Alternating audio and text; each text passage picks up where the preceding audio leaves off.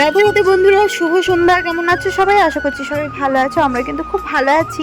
অনেকদিন ধরে ভাবছিলাম মার্কেটিংয়ে বেরোবো, কিন্তু বৃষ্টির জন্য যাওয়া হচ্ছিল না। তাই আজ সন্ধ্যাবেলা আমরা একটু বেরিয়েই পড়লাম মার্কেটিং করতে। তো আমি, বাবান আর এদিকে আছে সৌমেন। তো সবাই মিলে দেখো বেরিয়ে পড়েছি। আমাদের ওখানে গাড়িটা একটু পার্ক করে দেওয়া হচ্ছিল, আর এখন আমরা বেরিয়েছি বাইক নিয়ে। তো রাস্তাঘাটে কেমন জল জমে গেছে দেখতে পাচ্ছ। শপিং মলের সামনেগুলো একদম সব কাদা কাদা জল জমে গেছে।